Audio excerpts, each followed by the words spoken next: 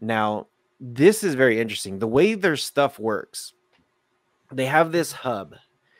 And I got Sonos way back in the day when they first started. Way back in the day when they first started. They were the only ones that was marketed as true wireless speakers. All you got to do is just connect the power to the wall. That's it. The way it works is you have this hub, and that little hub, it sends a signal out.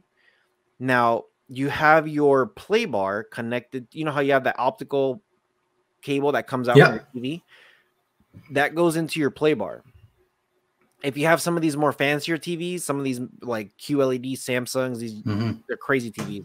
They have a box. It looks like a receiver that everything connects into that box, and then there's one wire that goes into the TV.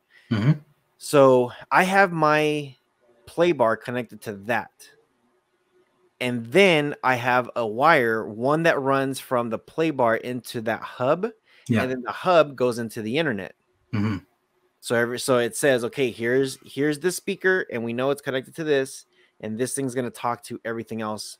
I could have my speakers all over the house. Right. So I got my 2 play 3 bars in the back. I got one sub closer to the TV, and all you do is you push the button, and it starts picking up itself. Signal. Yeah, it's pairing. Yeah. And it's very simple. You open up the app. They have a really nice app set up. You open it up.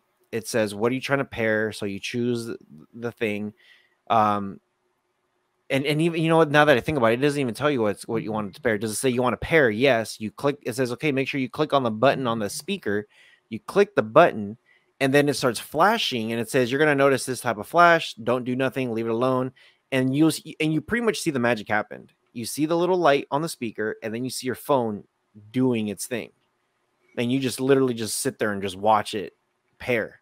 That's it. It's seamless. That's seamless. And then it's great because once it's done, it says, where is it in the room? Here's your TV. It shows you the TV and the couch. And it says, where is the speaker at? So you choose it. It's over here in this corner, or it's in that corner, or this corner. And then it says, great, we are going to start to enhance the sound quality for your room. How big is your room? So it gives you ranges, you know? So 800 square foot, 900 square foot, whatever it is. So you put your range, and then it starts doing its thing. The experience of this is very unique to any other surround sound home theater system that I have. Usually you have this giant receiver, and you have all these cables coming out, and everything connects all over the place, and you have to hide the cables and everything. This doesn't do that. You just, like with its technology, you just click on the stuff, and it just does its thing. So I'm like, this is nuts. I'm like, one of the things that I just recently bought a house, and I have the play bar right in front of my giant TV, the Samsung 900N series. And my plan is, and people are gonna like I can't wait to have this done. I want to have it done. I wanted it done by the summer, but because of this whole COVID thing, it's kind of like, well, we're not gonna have people over anyways, so might as well wait a little longer. Right in front, because I have the TV right up against the wall. Right above there, I have the ceiling. I want to cut holes and put a mesh thing up there so I could put the speakers to sit there. I want to do the same thing on the opposite side, right where the couch is at. And then I want 2 more speakers on the floor pointing upwards. So I have this full surround sound of speakers. Like I want my experience to be just like the movie theater, So I've walked into Best Buy when these guys say, hey, we're going to show you guys how Sonos works. And I'll sit on their couch. I sit in front of their TV, and they play some movie that has crazy action in it. And it is mind-boggling how nice this stuff is.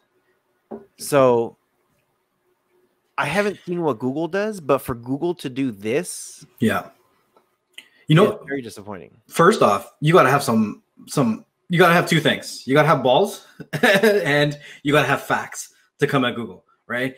I'm not trying to say that Sonos is any kind of a small company, but when you compare anybody to Google, you definitely need to have some good friends in your corner when you go after them, right? And a lot of the stuff that you're talking about in regards to, you know, how the Sonos technology pairs is very, very, to me it sounds like it's AI technology. It's artificial learning. Like, you give it a couple of the information and then it does everything on the back end for you, and it tries to give you the best experience possible, right? So I think it's really cool for them to come out with that kind of technology. I mean, I bought a soundbar a long time ago, and I remember it was a 2-in-1. So I had a separate sub and I had the soundbar. But in order for it to connect to the sub, you had to like clip this Bluetooth connector in the back of the sub. But it didn't know where in the room the sub was or anything like that. So technology has gotten better over time, like it always does. And you know, if we want to continue to see these kinds of innovations, then we have to continue to support the little guys. You have to, right? You have to.